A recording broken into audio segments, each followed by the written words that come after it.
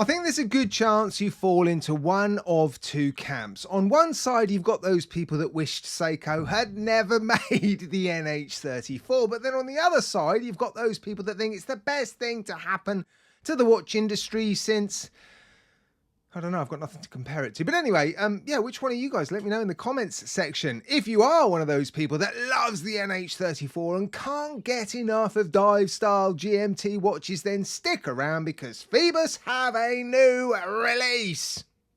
Now, as always, I'm going to give you guys a couple of seconds to do me and this channel a big favour. If you wouldn't mind hitting that subscribe button and maybe hitting the bell notifications icon as well so you don't miss out on future uploads. That would really help me and this channel, guys. I hope you enjoy my content, and if you do, yeah, it would be appreciated. Cheers, guys. Now, normally Phoibos would send me watches like this to review well in advance of those watches appearing on their websites, but it looks like on this occasion I've received this watch a little bit later than normal. It's already available to pre-order on their various websites, the .com website and the European website, and on the European website it looks like this particular colour version is out of stock. All the other colours are available to pre-order, and they're offering $100 or €100 off the normal price for pre-orders, which are available until the 5th of November, I believe. Shipping starts on the 6th, I think, of November. But yeah, apologies. On this occasion, it looks like this particular watch is out of stock on the European website, but in stock on the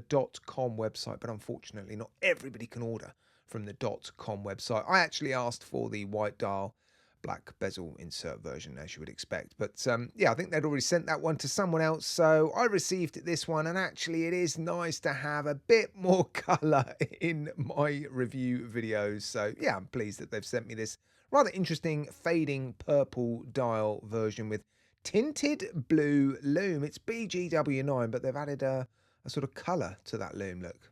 Different. Now, for most of you, there are 5 colour options available. As I've already mentioned, unfortunately, only 4 for those of you ordering through the European website, and all of them have this blue tinted lume, but very different coloured dials. And yeah, I like them all, to be honest. The white one's nice. They've got an orange dialed version. I think the purple goes quite well with this sort of blue tinted lume, so I can see why this one has been particularly popular, and yeah, with the $100 or €100 off, I'm not surprised they're selling pretty quick, seemingly. Anyway, decent specifications, fantastic build quality with Phoibos as well. I don't recall ever really receiving or reviewing a watch of theirs that's had a quality control issue. I did once see on one of the watches I received from them a small imperfection on the date wheel, which they changed. I sent the watch straight back to them, and they replaced the date wheel and returned it to me free of charge. So yeah, on the whole, their watches turn up without any quality control issues. Their build quality is very good. NH34 inside of here, obviously. GMT watch. Decent specifications throughout. There's always decent lume, decent AR coating,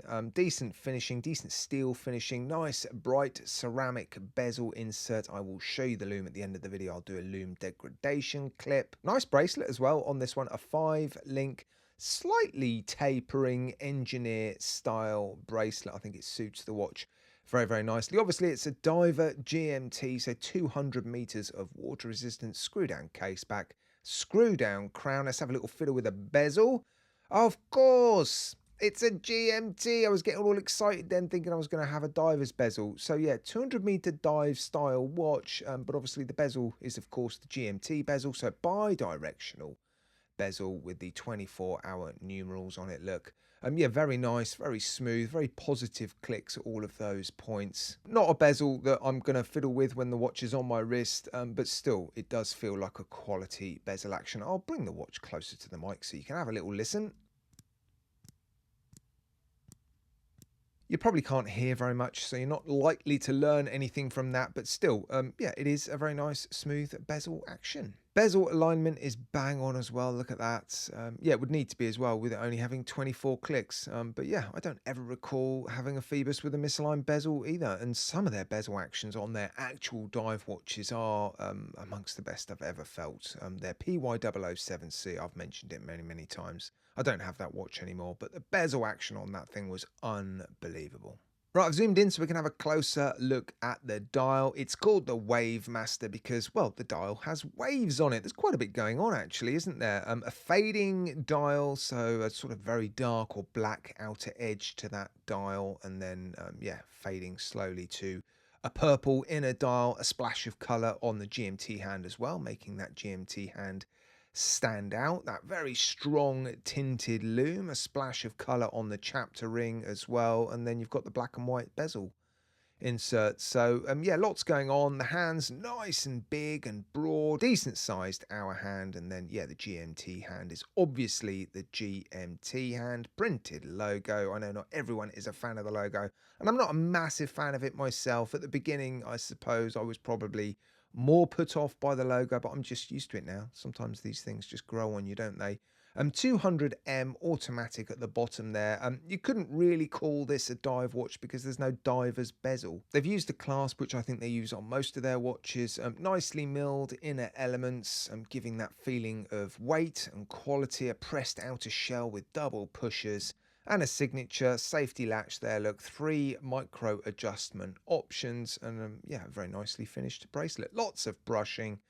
A very sort of toolish feel to this watch. A little bit of polishing on the side of the case. Look, those long chamfered polished edges there. Look, transitions between the two types of finishing is nice. The end links fit very, very nicely. Male end links giving the case a little bit of extra length, although it's not a massive case, it's fairly deep. Phoibos do tend to produce sort of fairly deep watches. Their 300-meter divers are obviously deeper than their 200-meter divers, which is why on the whole I prefer their 200-meter diver watches. But yeah, male end links, I think maybe female end links would have been good, just shortening that case a little bit for those people with much smaller than average wrists. Plenty of links included in the bracelet. Screw pins, solid links, solid end links, all the good stuff. Right, let's get it on the wrist and then we'll have a look at the loom. Right, here it is then on my roughly average sized wrist, and yeah, decent weight distribution all the way around my wrist, which I think you would expect given the bracelet is fairly substantial. There's a little bit of taper to it. I do like a bit of taper on bracelets like this, and all too often their bracelets don't come with any taper. They haven't done in the past anyway, but yeah, I do like them to just thin a little bit so that the clasp isn't quite as chunky, but you've also got that sort of milled, semi-pressed clasp, giving you a bit of weight under the wrist. It is a fairly deep dive style watch. It's not overly deep, but yeah, I think this watch is going to be over 150 grams for me on my average sized wrist. Dimensions and weight in the bottom right hand corner. So I think it's about as heavy as I would want it to be. Sometimes weight feels like quality, and it does feel like a quality watch. But yeah, I wouldn't want it to be any heavier. And yeah, it's a nice bright colourful sort of playful watch, isn't it? It's not the colour combination I would have bought. I probably would have gone for the orange one or the white dialed one. And as you're seeing now, the loom is pretty impressive on this watch. They always put plenty of loom on their watches, so yeah, I'm not surprised it's holding out pretty well. I know it's only a 5-minute loom degradation clip, but it is enough to determine whether or not the loom is going to be half decent or not.